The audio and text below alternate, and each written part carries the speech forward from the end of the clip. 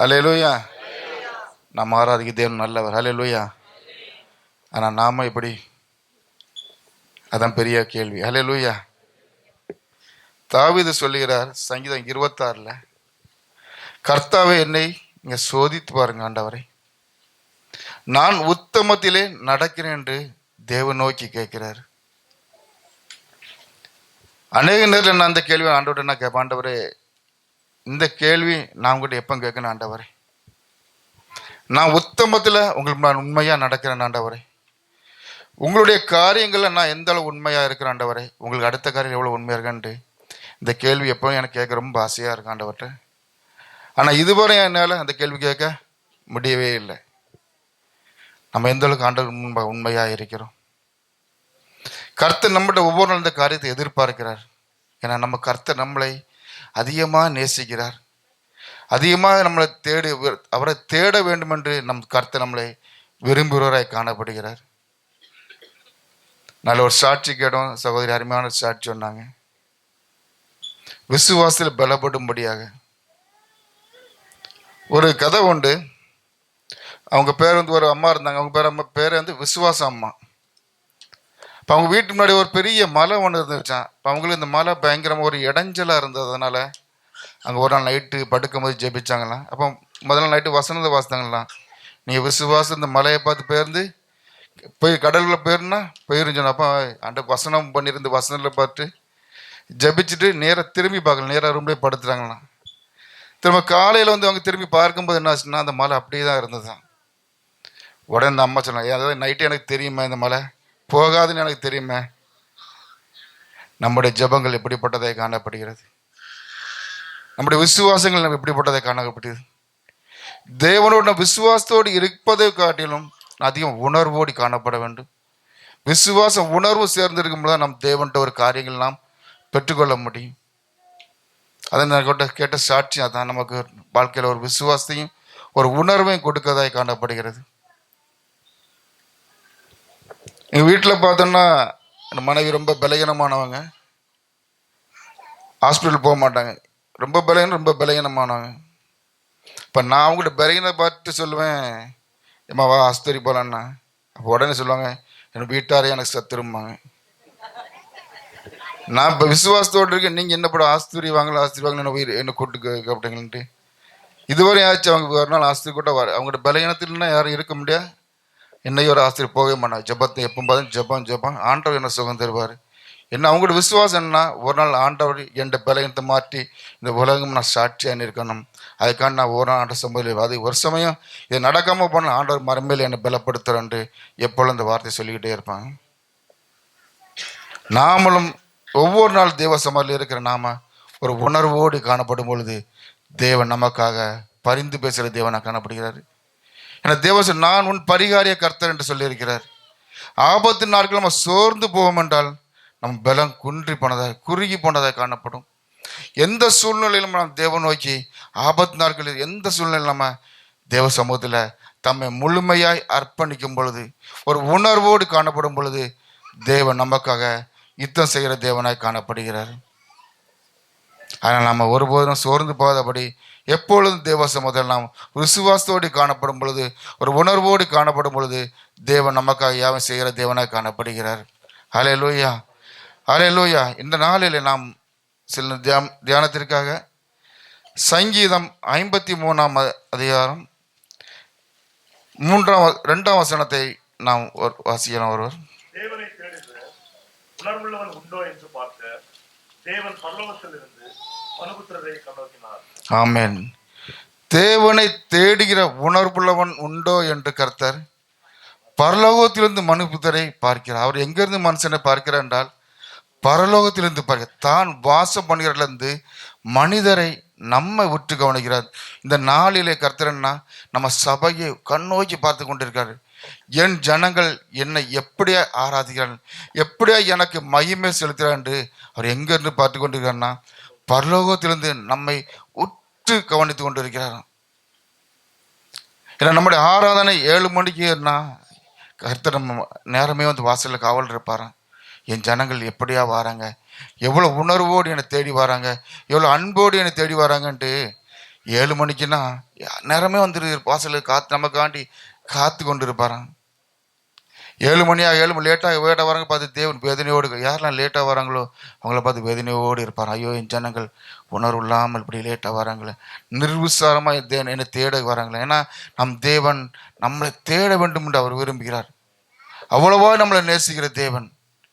அந்த விதம் சொல்லுகிறது, நம் தேவன் பரலோகத்தில் இருக்கிறாராம். அதாவது சங்கீதம் 115 3ஆம் வசனத்தை வாசிக்கும் பொழுது, நம்முடைய தேவன் பரலோகத்தில் இருக்கிறார், நமக்கு சித்தமானவர் யாவையும் செய்கிறார். ஆமென். நம்முடைய தேவன் எங்க இருக்காருன்னா பரலோகத்தில் இருக்கார். இது உறுதிப்பட்டது காரியம். தெளிவாக சொல்லப்போ அவர் பரலோகத்தில் இருக்கிற தேவன் நம்மை உற்று கவனிக்கிறார் ஒவ்வொரு நாளும். மனுபுத்திரை, இந்த சபையை மட்டும் அவர் நேசிக்கல, மனுபுத்திர பூமியில் அவரால் சிருஷ்டிப்பட்ட எல்லோரும் நம்முடைய கருத்தை நேசிக்கிறார் காணப்படுகிறார். எல்லோரும் அவரை தேட வேண்டும் என்று தேவன் மனுபுத்திர எல்லாரையும், ரட்சிக்கப்பட்டவங்க மட்டும் தேவன் தேடவில்லை, எல்லோரையும் தேடுகிறார் என்று சொல்லப்படுகிறது. அதே சங்கீதம் 11ஆம் அதிகாரம் 4ஆம் வசனத்தை நாம் வாசிக்கும் பொழுது,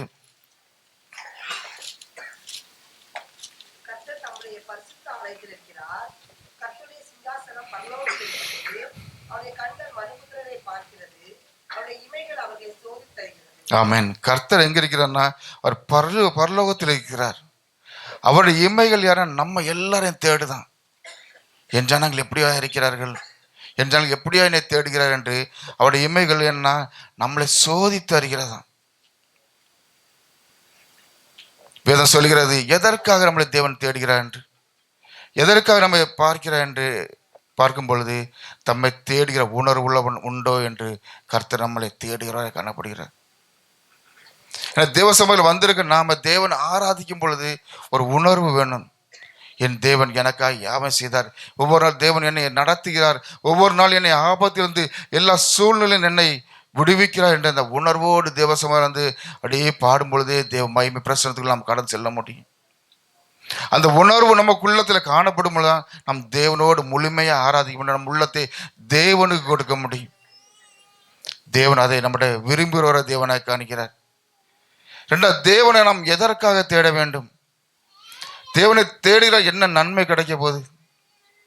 இந்த நாளில் நம் அநேகர் எந்த தெய்வத்தை தேட வேண்டும், தெய்வத்தை தேடி அலைகிறாங்க. யாரை வணங்க வேண்டும், எப்படிப்பட்ட தேவனை வணங்க வேண்டும் என்று அறியாமல் அலைகிறாங்க. ஆனால் தேவனை தேடுகள் என்ன நன்மை நமக்கு கிடைக்க போன்று ஜனங்கள் ஒரு விசுவாசம் இல்லை அப்படின்னு அலைந்து திரிகிறவர்களாக காணப்படுகிறாங்க. நமக்கு எல்லாருக்கும் தெரியும், சாது சுந்தர் சிங்னு ஒரு மனிதரை பற்றி எல்லாம் கேள்விப்பட்டிருப்போம். அவர் அவருடைய தெய்வத்தை வணங்கினார், சமாதானம் இல்லை, மனசு சந்தோஷம் இல்லாமல் அலைந்து திரிந்தவராக காணப்பட்டார். கிறிஸ்தவத்துக்கு எதிராக காணப்பட்ட அந்த மனுஷன் ஒரு நாள் உண்மையான தெய்வத்தை நான் கண்டறிய வேண்டும் என்று மனதுக்குள்ள வாழ்ந்து தெய்வ சமூகத்தில் காத்திருக்க ஆரம்பித்தார். ஆண்டவர், இந்த நாள் எனக்கு நீங்கள் வெளிப்படுத்தல் உண்மையான தெய்வம் யார் என்று நான் உங்களை பார்க்க வேண்டும் என்று உள்ளத்தில் வாஞ்சிக்க ஆரம்பித்தார். தேவனை தேட ஆரம்பித்தார். ராத்திரி முழுவதும் இருந்து ஜபிக்கும் பொழுது காலையில் தேவன் அவன் தன்னை வெளிப்படுத்தினவரை காணப்பட்டார். ஒரு பிரகாசமான ஒளி அவர் மேல் பிரகாசிக்க பண்ணப்பட்டது. இயேசு தன்னை சிலுவையில் தொங்கி தன்னை வெளிப்படுத்தினார். இருக்கிறவராய் இருக்கிற தேவன், நானே உன் பரிகாரிய கர்த்தர், என்னால் என்று ஒன்றும் செய்ய முடியாது, நானே உனக்கு விடுதலை கொடுக்கிற தேவன், பாவத்திலிருந்து ரட்சிப்பை கொடுக்கிற தேவன் தன்னை வெளிப்படுத்தினவரை காணப்பட்டார். அன்று தேவனை அறிந்து கொண்ட சாதுர் சிங் தன்னை வாழ்நாள் முழு தேவனுக்காண்டு வைராக்கியமாய் எழும்பி தான் மறிக்கும் வரை தேவனுக்கு ஒரு சாட்சியாக இருந்து தன் ஜீவனை விட்டது சாதுர் சிங். இந்த நாளிலே கர்த்தர் நம்மை அழைத்த தேவன் எப்படிப்பட்டவராக இருக்கிறோம்? நாம் தேவனை தேடுவதிலே குறைவுபட்டவர்களாக காணப்படுகிறோமா? எந்த அளவுக்கு நாம் தேவனுக்கு அடுத்த காரியங்கள், தேவனுடைய காரியங்களில் நாம் முழு ஈடுபாடோட காணப்படுகிறோம்? சென்னையில் போயிருக்கும்போது ஒரு பிரதர்கிட்ட பேசிட்டு நம்ம சபையை குறித்து சொன்னாங்க. உங்கள் சபையில் எல்லாரும் ரொம்ப பிஸியாக இருக்காங்க, ஊழியத்தில் ரொம்ப பிஸியாக இருக்குன்னு நம்ம சபையை குறித்து சாட்சி சொன்னாங்க. ரொம்ப சந்தோஷமாக இருந்து, ஒரு வருஷம் இந்த சபையில் எல்லாருக்கும் ஒரு வருஷங்கள் நிறைய புது பொங்கலாக நான் பார்க்குறேன். எனக்கு நிறைய தெரியாமல் அவ்வளவு நம்ம ஆத்மா ஆதாயப்படுத்தியிருக்கோம். இந்த ஆத்மாவில் நம்ம சபைக்கு இன்னும் ஒவ்வொருவரும் நம் தேவனுடைய காரியங்களை இன்னும் முழு உள்ளத்தோடு முழு பலத்தோடு செய்யும் பொழுது தேவன் நம்மளை கொண்டு இன்னும் பெரிய காரியங்களை செய்வதாக காணப்படுகிறார். அந்த ஓசியா தீர்க்கதரிசி 5ஆம் அதிகாரம் 15ஆம் வசனத்தை வாசிக்கும் பொழுது,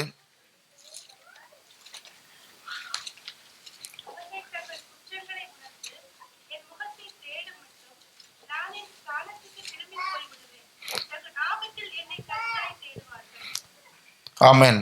அவர்கள் தங்கள் குற்றங்களை உணர்ந்து என் முகத்தை தேடுமட்டும் என் ஸ்தானத்தை நான் திரும்பி போய் விடுவேன் என்று தேவன் விரும்புகிறார்.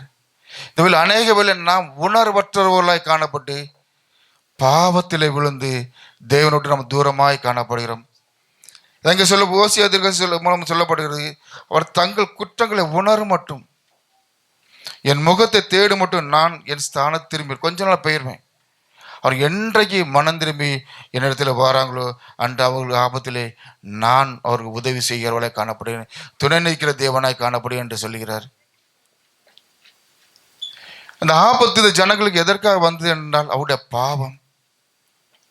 தெய்வம் செய்த நன்மைகளை மறந்து தன்னுடைய சுயத்தினாலே தன்னுடைய ஜென்ம சுவாதியில் கடந்து சென்று தேவனோடு தூரமாய் சென்று விட்டார்கள். அதன் மீது அவர் ஆபத்தில் சிக்கி கொண்டதுனால தேவனின் சில நேரம் அவர் முகத்தை நமக்கு மறைக்கிறவர்களாக காணப்படுகிறார். அதை நான் எப்பொழுது உள்ளத்தில் உணர்ந்து அவரை தேட ஆரம்பிக்கிறோமோ மீண்டுமா தேவன் மனம் இறங்கி நமக்கு பரிந்து பேசுகிற நம்ம ஆபத்திலிருந்து எல்லா பிரச்சனையும் மாற்றி அவர் நமக்கு உதவி செய்கிற தேவனாய் காணப்படுகிறார்.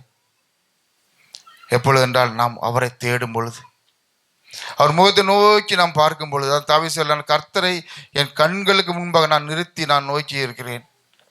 அவர் என் வலது பாசத்தில் இருக்க அசைக்கப்படும். நாம் எல்லா சூழ்நிலையும் தேவனை நமக்கு முன்பாக நிறுத்தி அவரை நோக்கி பார்க்கும் பொழுது நாம் ஒருபோதும் அசைக்கப்படுவதில்லை. அவர் எல்லா சூழ்நிலையிலும் நம்முடைய கால்களை வலைக்கு நீங்களாக்கி நம்மளை மீட்டு ரசிக்கிற நாம் ஆராதிக்கிற தேவன். எந்த சூழ்நிலையாக இருந்தாலும் சரி அவர் நோக்கி நான் பார்க்கும் பொழுது, ஆபத்து நேரில் அவர் நோக்கி கூப்பிடும் பொழுது அவர் நமக்கு இறங்குகிற தேவனாய் காணப்படுகிறார். கர்த்தர் நம்ம விரும்புகிறார், அவரை தேட வேண்டும். அவரை நமக்கு புலப்பெரிய ரட்சிப்பை கொடுத்த தேவன், அவர் நம்மளை தேட வேண்டும் என்று நம் தேவன் விரும்புகிறவரை காணப்படுகிறார். அதில் நம்ம பயங்கர சந்தோஷம். நம்மளை கூப்பிடும் பொழுது, அப்பா என்று கூப்பிடும் பொழுது, தகப்பனே என்று அவர் கையை உயர்த்தி ஆராதிக்கும் பொழுது அந்த ஆராதனையில் தேவன் பிரியப்படுகிற தேவனாய் காணப்படுகிறார். அதை யோனாம் இதில் பார்க்கும் பொழுது 1ஆம் அதிகாரம் 6ஆம் வசனத்தில் பார்க்கும் பொழுது,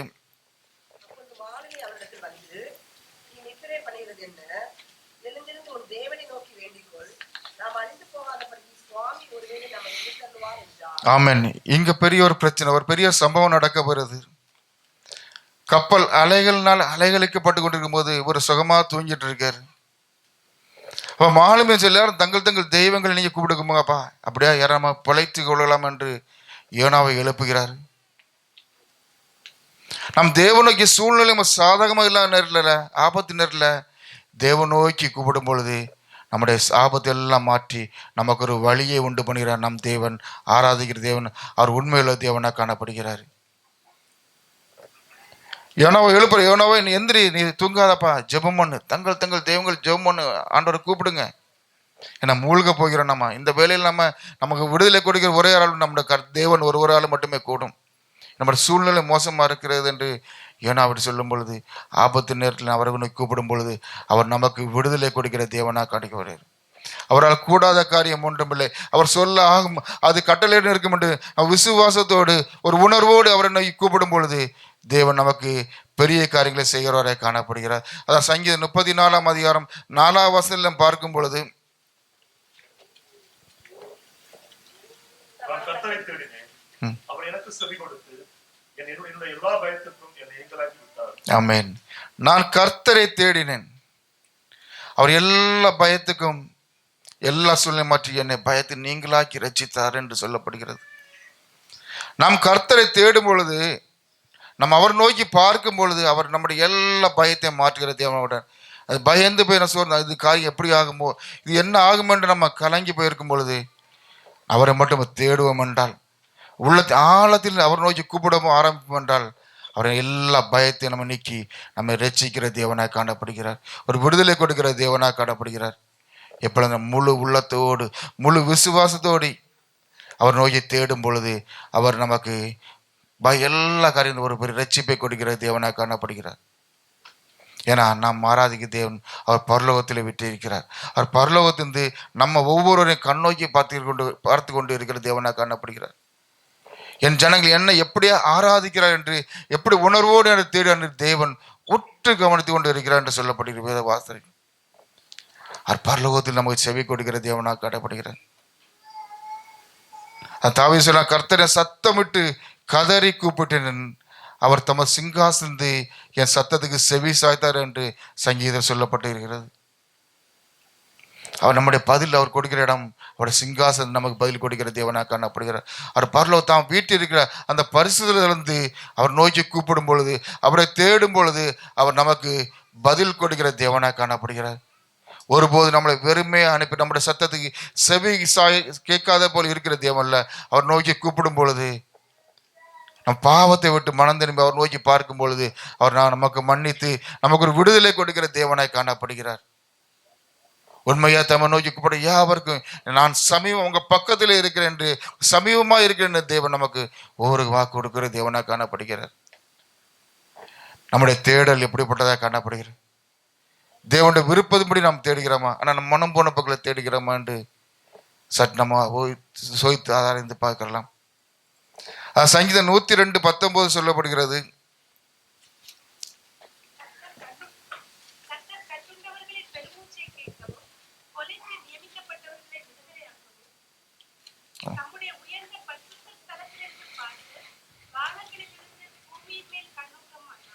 ஆமேன், வானத்திலிருந்து பூமியை கண்ணோக்கமான யாருன்னா கட்டுண்டூர்ல விடுதலையா கொடுக்கும்படியாக, யாரெல்லாம் கட்டப்பட்டவர்களாக காணப்படுகிறோமோ, எந்த காரியில் கட்டப்பட்டவர்களாக காணப்படுகிறோமோ அவர்களுக்கு விடுதலை கொடுக்கும்படியாக கர்த்தர் பரலோகத்திலிருந்து மனிதர் ஒவ்வொருவரையும் கண்ணோக்கி பார்க்கிறவராக காணப்படுகிறார்.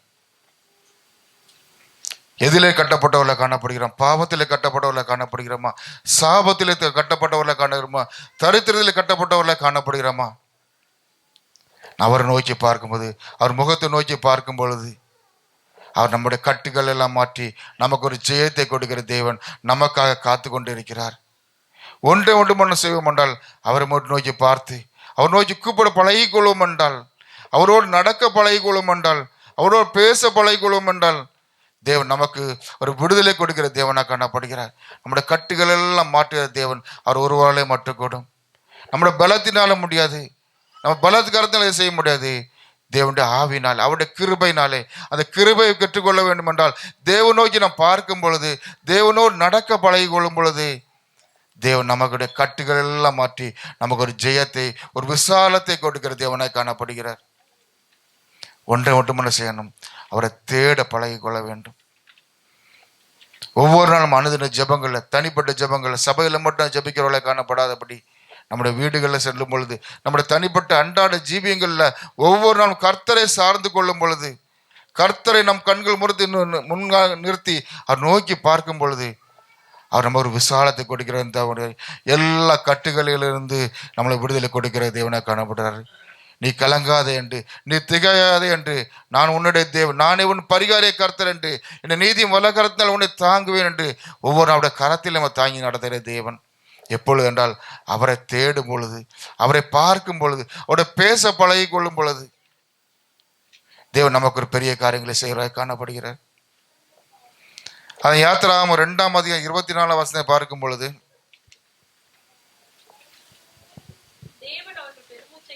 போதும் சிஸ்டர், தேவன் அவருடைய பெருமூச்சை கேட்டு, இஸ்ரேல் ஜனங்கள் எகிப்தில் பயங்கரமான பாடு, வேதனை, நெருக்கம், அதுல இருந்து விடுதலை கிடைக்க முடியாதபடி பெருமூச்சு விடுறாங்களாம். அடுத்த வசனம் வாசிங்க சிஸ்டர். ஆமென். தேவன் அவளை நினைத்தருளினார், ரெண்டாவது கண் நோக்கினார்.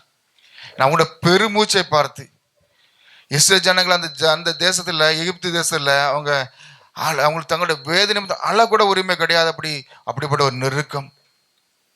தங்களுடைய பிள்ளைகளை அது கண்முறை அடிக்கும், அவங்கள போய் ஏன் அடிச்சும் கேட்க முடியாது. அப்படிப்பட்ட ஒரு நெருக்கம். அப்படிப்பட்ட ஒரு நெருக்கத்தில் அந்த பெருமூச்சை நோக்கி தேவன் நோக்கி பார்க்கும் பொழுது தேவன் அவர்களை கண் நோக்கினார் என்று பார்க்க முடியுது. நம்முடைய பெருமூச்சை தேவன் பார்க்கிற தேவனாக காணப்படுகிறார்.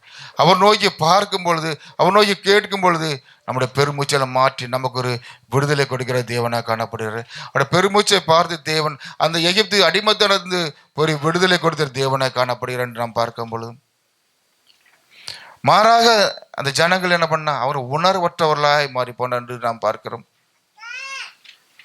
தேவனை தேடுகிற அந்த உணர்வு அவங்களுக்கு இல்லாமல் போய்விட்டது. தேவன் தன்னை இவ்வளவு பெரிய ஒரு விடுதலை கொடுத்து தன்னை பெருமூச்சை மாற்றி தனக்கு ஒரு விடுதலை கொடுத்து என்று அவர் உணர்வற்றவர்களே மாறி தன் மனம் போன போக்கிலே வாழ ஆரம்பித்தார் என்று வேதத்தில் நாம் பார்க்க முடியும். 2வது பார்ப்போம். ஏசாயா 1:3 பார்க்கும் பொழுது, மாடு தன் எஜமானையும் கழுதை தன் ஆண்டவனின் முன்னணையும் அறியும், இஸ்ரவேலோ அறிவில்லாமலும் என் சனம் உணர்வில்லாமலும் இருக்கிறது என்கிறார். ஆமென். மாடு தன் எஜமானை அறியுமா, கழுதை தன் முன்னணை அறியுமா, ஆனா என் ஜனமோ, தேவன் வேதனையோடு சொல்லி, என் ஜனமோ அறிவில்லாமலும் உணர்வு இல்லாமலும் இருக்கிறார்கள் என்று வேதனையோடு கர்த்தர் சொல்கிறார். யாரை குறித்து சொல்கிறார் பாருங்க. முதல் வசனத்தை பார்க்கும் பொழுது, ஆமோசின் குமாரனாகிய ஏசாயா யூதாவின் ராஜாக்களாகிய உசியா, யோதாம், ஆகாஸ், எசேக்கியா என்பவருடைய நாட்களில் யூதாவையும் எருசலேமை குறித்து கண்ட தரிசனம். ஆமென். யூதாவையும் எருசலேமை குறித்து கண்ட தரிசனம் ஏசாயா தீர்க்கதரிசி கண்டம். தன் ஜனங்கள், மாடு தன் எஜமான அறிமை. மாடுக்கு தெரியுமா தன் எஜமான் யாருன்னு தெரியுமா? கழுதைக்கு தெரியுமா தான் எங்க படுக்கணும், எங்க எடுக்கணும், எங்க போகணும் தெரியுமா?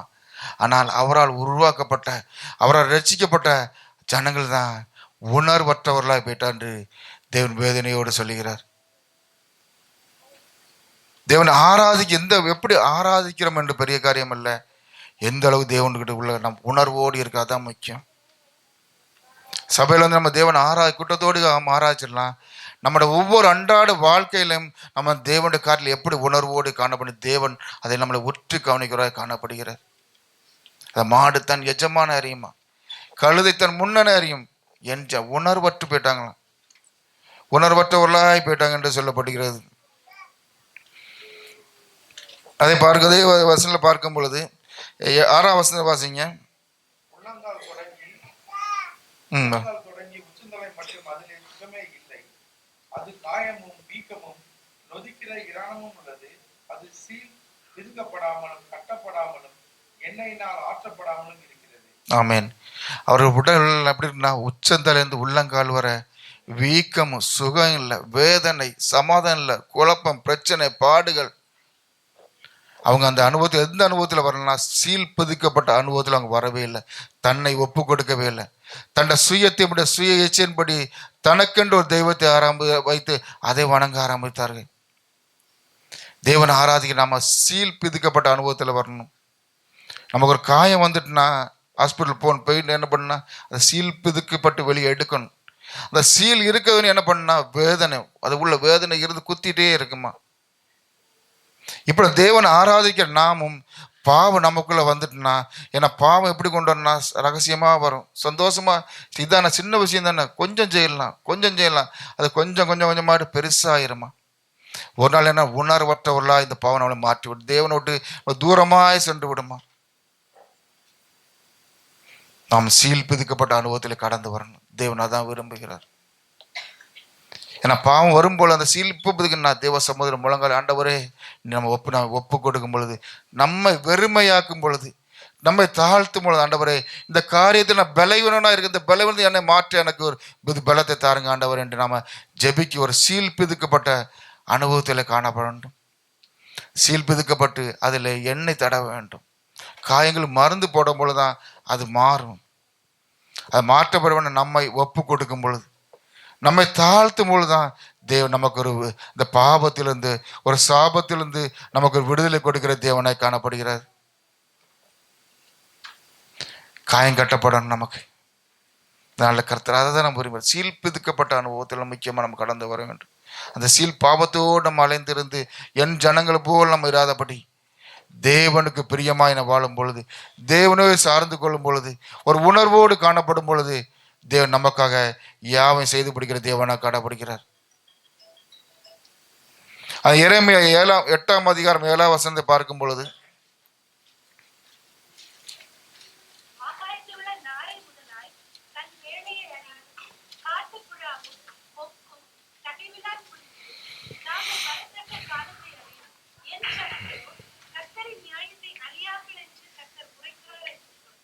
ஆமென். என் ஜனங்களோ கர்த்தர் நியாயத்தை அறியார்கள் என்று சொல்லப்படுகிறது. பறவைகளுக்கு தெரியுதான்,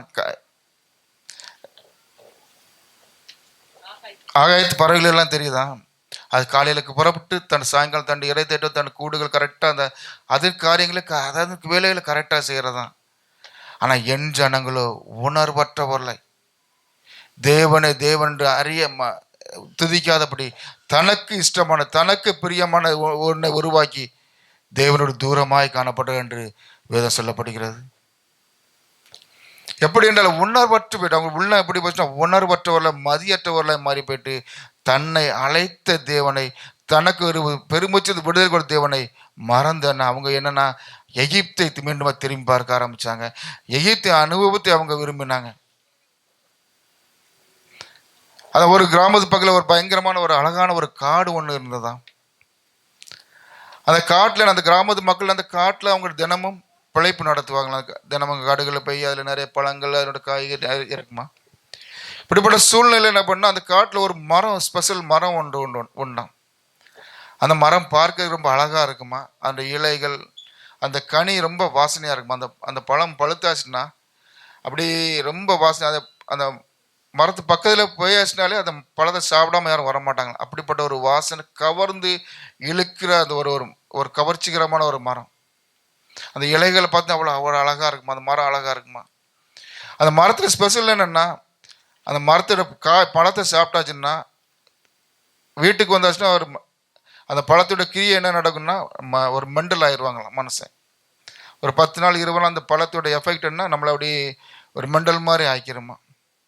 அப்போ அந்த ஊருக்காரங்க என்ன பண்ண அந்த மரத்து பழத்தை சாப்பிட்டு ஊருக்கு வந்து ஊரில் வந்து இந்த மெண்டலானவங்க என்ன பண்ணுவாங்கன்னா ஊரில் இருக்கவங்களாம் அப்படி அடிப்பாங்களாம் கடிப்பாங்களாம் கொலை பண்ணுவாங்களாம் அந்த மெண்டல் மித்தம். அதனால ஊருக்காரங்க என்ன பண்ணுவாங்கன்னா இப்படி அந்த பழத்தை சாப்பிட்டு ஊரில் பிரச்சனை பண்ணலாம் அடிச்சே கொண்டுருவாங்களாம்.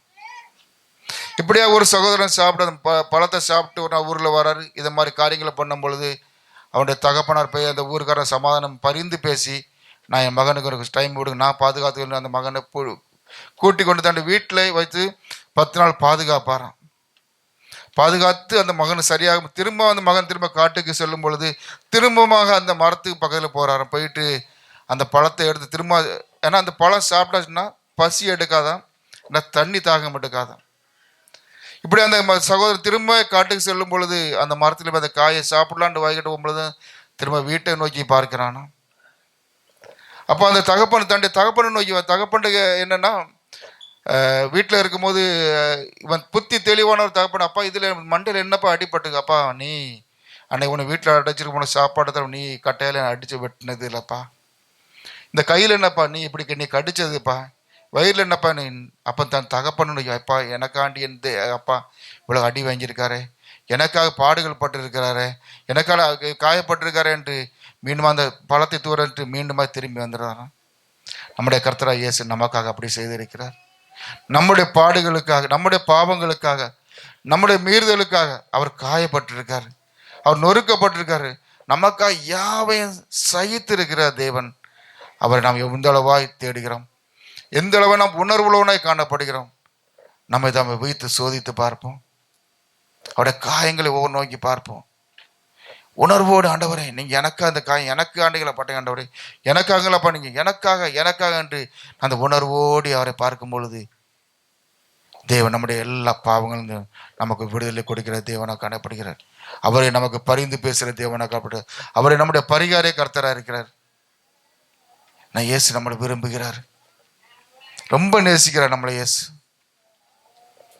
என்னன்னா அவரை தேடணும் அவரை கூப்பிடணும் வேற ஒண்ணுமே அவர் எதிர்பார்க்கல. நம்ம இந்த உள்ளத்தை மட்டும் அவர் தேவன் நம்மகிட்ட எதிர்பார்க்க. நமக்கு வேற எதுவுமே எதிர்பார்க்க தேவன் நம்முடைய தேவன் அல்ல. ஏசாயா 44 அதிகாரம் 18 வசனத்தை பார்க்கும் பொழுது